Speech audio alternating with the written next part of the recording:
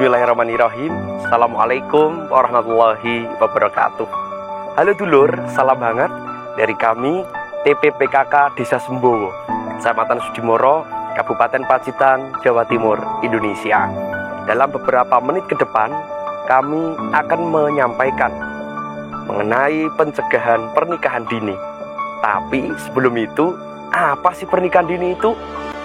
Menurut UNICEF, pernikahan dini adalah pernikahan yang dilangsungkan baik secara formal maupun non-formal oleh anak yang berusia di bawah 18 tahun. Nah, teman-teman, mengenai praktik pernikahan dini di Indonesia ternyata masih kerap kali terjadi. Bahkan, berdasarkan riset yang ada, negara Indonesia menduduki peringkat ke-7 di dunia dan kedua di ASEAN sebagai negara dengan kasus pernikahan dini tertinggi. Ini bukan suatu prestasi yang membanggakan. Justru ini prestasi atau catatan yang cukup buruk bagi masa depan anak Indonesia.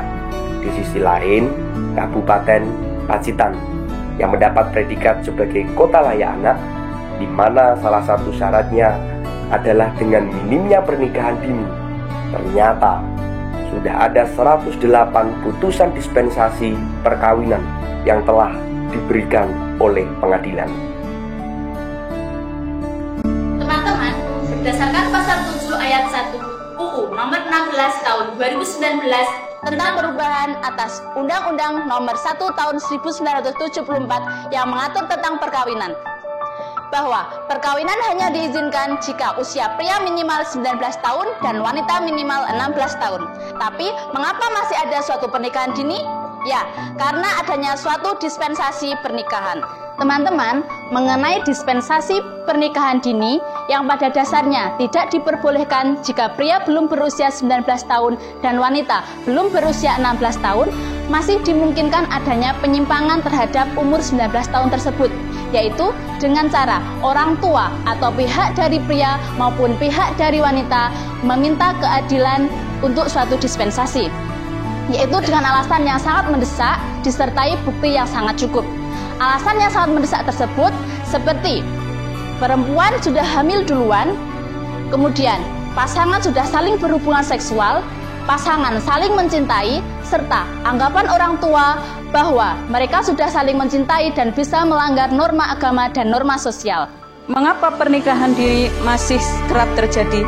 Setidaknya ada beberapa faktor utama, yaitu dipengaruhi oleh kemiskinan, kondisi geografis, kurangnya akses terhadap pendidikan, ketidaksetaraan gender, ketidakketersediaan akses terhadap layanan dan informasi kesehatan reproduksi, serta adanya stigma kepercayaan tertentu terhadap masyarakat.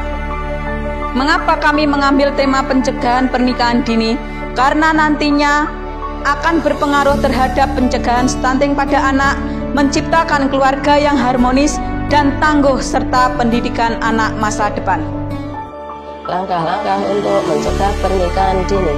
Pertama, tentunya perlu ada edukasi terhadap anak dan masyarakat luas tentang bahaya pernikahan dini dari segala aspek. Kedua, meningkatkan kualitas pendidikan terhadap anak. Kemudian yang ketiga, meningkatkan pemberdayaan terhadap anak. Yang keempat, memperbanyak lapangan pekerjaan. Selain itu, penting juga mempertegas payung hukum dari pemerintah mengenai pembatasan usia minimal untuk menikah. Anak yang berumur di bawah 21 tahun sebetulnya masih belum siap untuk menikah. Dan dampak yang ditimbulkannya dilihat dari 5 aspek tumbuh kembang anak, yaitu dari sisi fisik seseorang anak pada usia remaja masih dalam proses tumbuh kembang. Jikalau dilakukan hubungan intim, rentan terhadap berbagai macam penyakit, khususnya untuk penyakit perempuan. Dari sisi kognitif, di usia anak dan remaja, wawasan memang belum terlalu luas dan belum berkembang matang. Apabila ada masalah dalam pernikahan tersebut, akan cenderung kesulitan dalam menyelesaikan permasalahannya. Dari sisi bahasa, anak remaja tidak selalu bisa mengkomunikasikan pikirannya dengan baik dan jelas. Ini dapat menjadikan masalah besar dalam pernikahan tersebut. Dari sisi sosial, jika menikah di usia remaja, kehidupan sosial anak cenderung terbatas. kurang mendapatkan dukungan dari masyarakat di mana dia tinggal. Usia yang dianggap matang untuk menikah adalah 21 tahun untuk perempuan dan 25 tahun untuk laki-laki. Hal ini sesuai dengan program pendewasaan usia perkawinan BKKBN. Ayo, lindungi masa depan anak dengan stop perkawinan anak untuk kepentingan terbaik bagi 80 juta anak Indonesia agar masa depan anak bahagia. Terima kasih. Demikian yang bisa saya sampaikan. Salam sejahtera dari kami warga Desa Sembowo, Kecamatan Sudimoro, Kabupaten Pacitan.